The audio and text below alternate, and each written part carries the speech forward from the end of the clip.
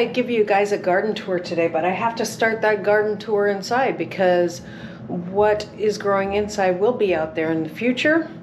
So I just thought I'd show you my kale, broccoli. Need to give this stuff some water.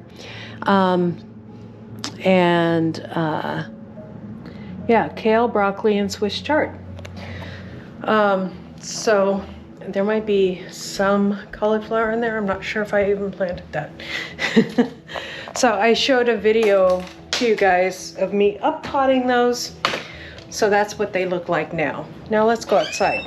So this is my outside garden here. I'll show you how things are growing. And I took your advice on my tomato plants and didn't cut them, and I'll show you the results of that when I trellised them up higher. So let's get to it on the garden tour. So this over here is my peas, and it looks like I'm gonna have to water them this afternoon because it's kind of hot for peas. I thought I could start a second sowing, but I might have to re-sow those a little later in the season. This is my rhubarb, and I've cut it back a few times. You wouldn't even know it. It's growing great. This right here, this is all diatomaceous earth on here, guys. It's sticking on so good because I did some milk on there as well. So we've got a little pumpkin right here that's ripening up. Can't wait for that. Can't wait for pumpkin bread and all the pumpkin pie and all that. And there's another one coming on there. I like everybody else is getting tons of cucumbers. Looks like we'll be picking some more real soon here. So that's my cucumbers. Another pumpkin plant. I put a lot of milk on this one, so the diatomaceous earth really stuck. You can see the new growth doesn't have that. And those two pumpkins are nice and big. They almost don't look like pumpkins though, the way that they're shaping out. Interesting. So here's my Cherokee purple tomatoes. There's some diatomaceous earth on those. I have diatomaceous earth on everything because of lace bugs. So I'm just trying to combat those. There's a nice big tomato there. See it in my hand like so. Tomatoes are doing great. We have our big tomatoes are just green tomatoes so far. In the Oregon metro area, Portland metro area, it takes us a long time to get those tomatoes to get red on us. There's some more pumpkin. There's a nice big one down here that's starting to orange up. And then we have a couple back there that you can't even see. Tons and tons of tomatoes coming on here. As you can see there, this is more Cherokee purple tomatoes. Cucumbers are doing great everywhere. They're taking over my garden. Basil there. Got to harvest some of that before it bolts. Fresh rosemary here. I need to cut that back. There's my dill. And looks like I have some mint going to... oh, I've got some flowering mint. How pretty. This is a spearmint right here, and it's flowering, and I've never seen that before, but that's pretty. And then this is a loofah gourd in here, and it looks like we got some ant problems. Anybody know if I need to keep those or make them go away? Let me know. I've never dealt with ants in my garden before.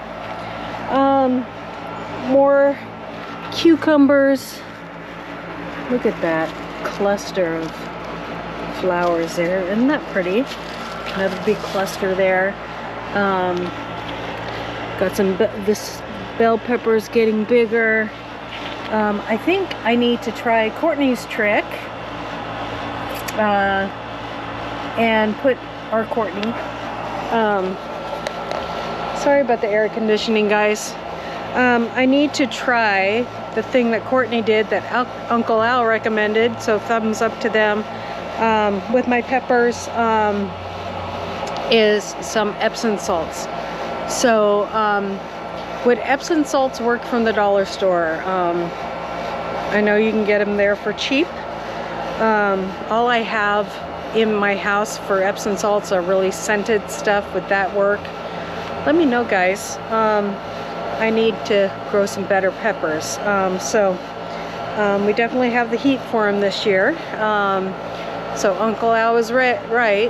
It is a warmer, and we've had some big heat waves here in Oregon that we don't usually get. So Uncle Al was right. Here is my pepper bed with lots of voluntary tomatoes, which my husband is excited about because these were his favorite tomatoes that grew in this bed last year. Thomas says hi, everybody. Oh, and a quick shout out for Courtney over at Wild, it's WHYDE, Wild Family Farms. I'll leave a link below. You guys go check them out. If you're looking for a good community to hang out with, and she does some great gardening videos, and she has a support group as well for people that are trying to lose weight, and a way to be accountable in that way. Check her out, guys. She is an amazing person that has really brought a neat community of people together. And I love her. Check out her channel. I'll leave a link and put a picture of her, what her channel looks like, so you know when you're there, in case anybody else has close to the same name. And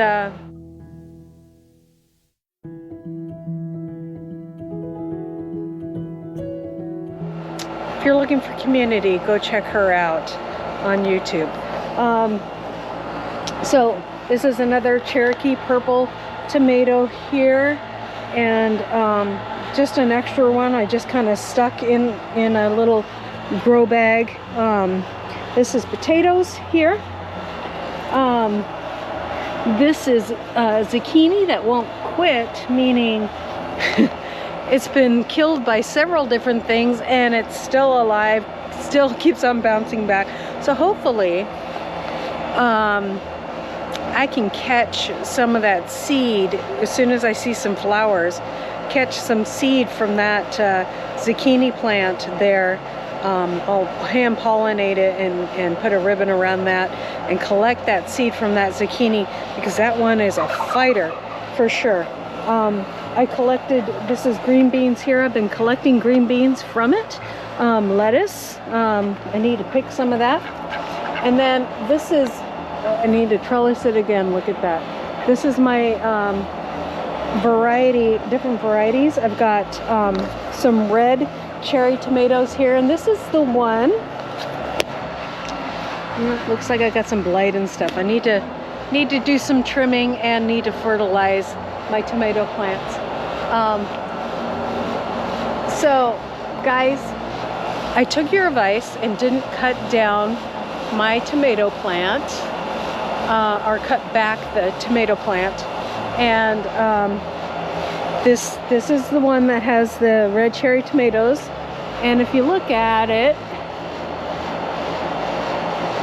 it broke right here.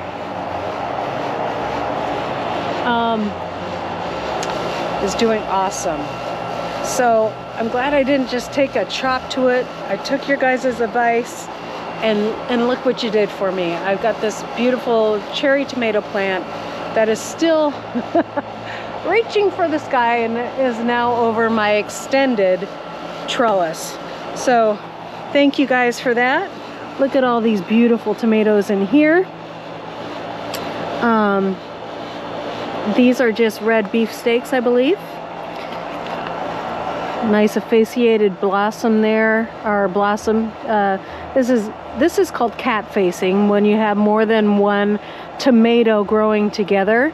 But when you look at the blossom and you see that blossom and they're stuck together, that's called emaciated blossom. Anyways, so looks like I need to come out here. I'm gonna have to do it after I eat and or after this video, and trellis, get my ladder out again, because everywhere tomatoes are going crazy, guys. This is the carrots I planted, the cosmic purple carrots. Let me get out of the, not cast a shadow. They didn't do great, they're older seeds, but it's a little hot for them this time of year to be planting them, but I did it anyways. These are the onions that I planted and were attacked by the chickens, and so I recently cut them back.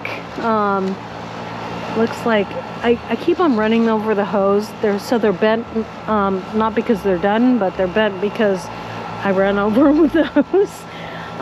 So they are getting bigger, so I'm gonna give them just a little bit longer and see how it goes. This is another voluntary tomato plant. With the way things are in the world, I'm letting the volunteers, if they're not encroaching on anything else that I really want to grow, I'm letting it happen. So these are the peas I planted about 2 weeks ago. I got some purple runner beans here, and then some just regular bush beans. Sorry about the noise, guys. I'll talk really loud, but it is hot here in the Northwest, and our air conditioner is working overtime. So this is Brussels sprouts here.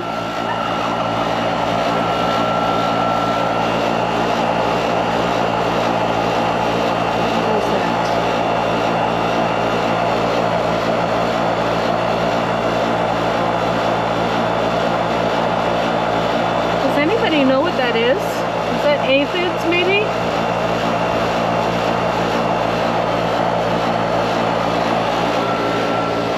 I don't know what that is. It's something, some eggs of some kind. I'll throw some diatomaceous earth on there.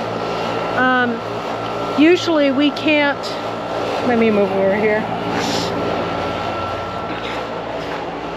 Usually we can't use diatomaceous earth here in the Northwest at all.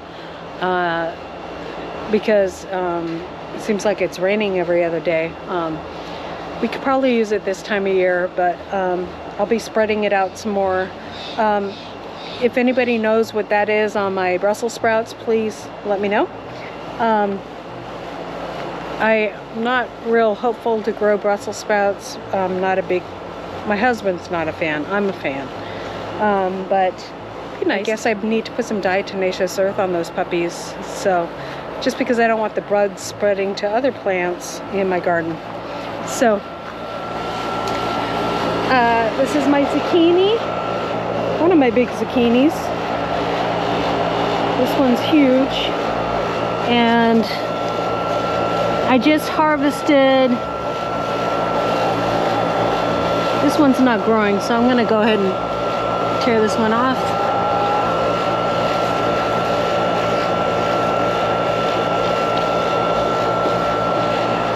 This one was staying the same size, and so I'm just tearing it off.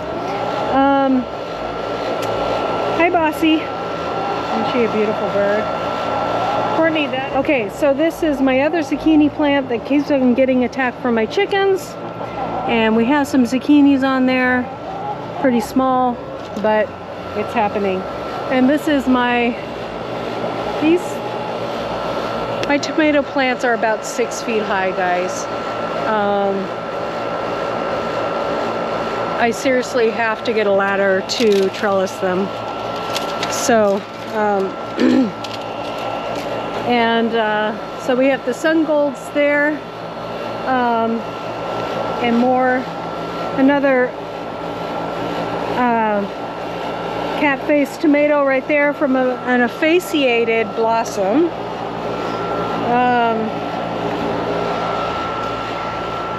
So that's my garden outside. Now I'm going to take you to the other side of my property and show you guys what else I have growing for food. Because this is not it. Usually I only show this side, but this is expanded tour. So we'll get this funny looking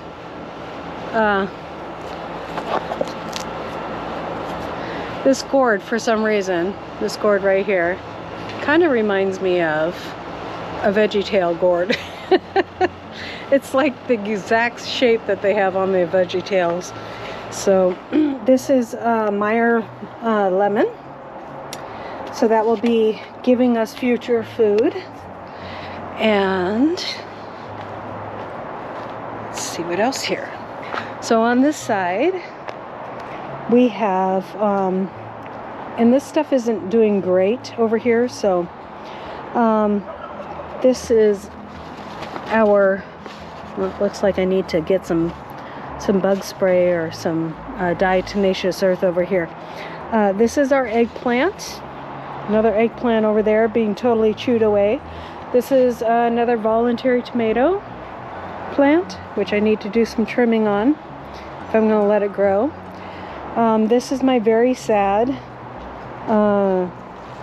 melon, but we're here in the Northwest and it doesn't go great here, so I just try to trellis it up there. Kind of give you guys a, so that's my watermelon. It's a something black watermelon. Some beans in here, some more watermelon that I'm trying to get to trellis up this way. Who knows, maybe with the heat we'll get some watermelon. Just stuck some grass in here to give it a little more nutrients. Some beans, I got a bunch of little beans off of there the other day. This is some of my blueberry bushes here. That's my oldest one.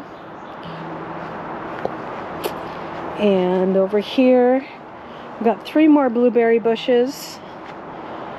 They're all different varieties. And then I just started this year. I need to water it in a minute.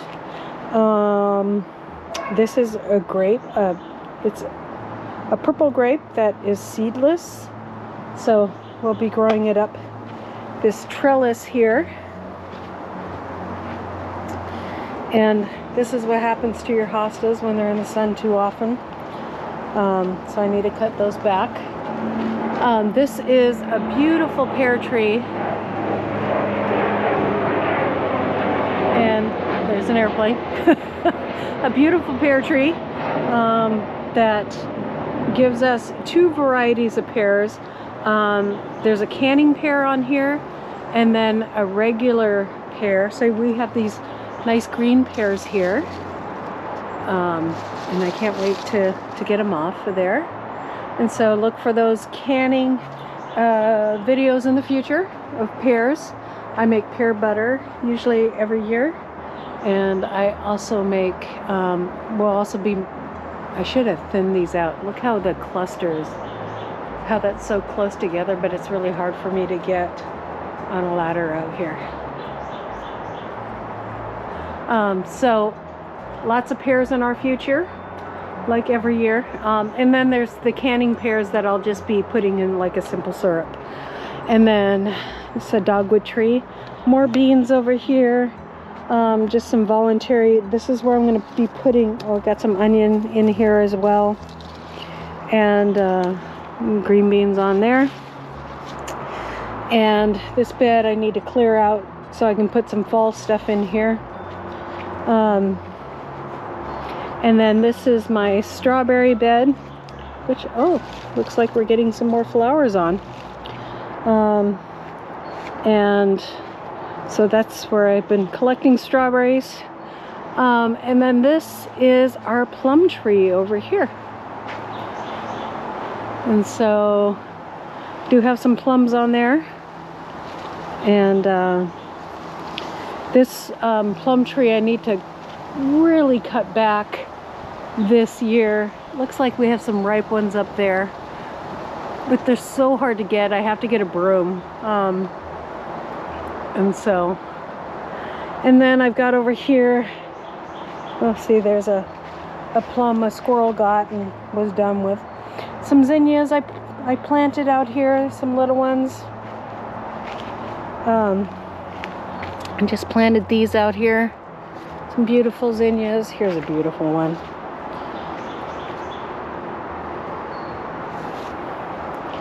And so this needs some water too. So that's it, guys. That is our extended tour. Have a mole problem that I need to combat in my yard.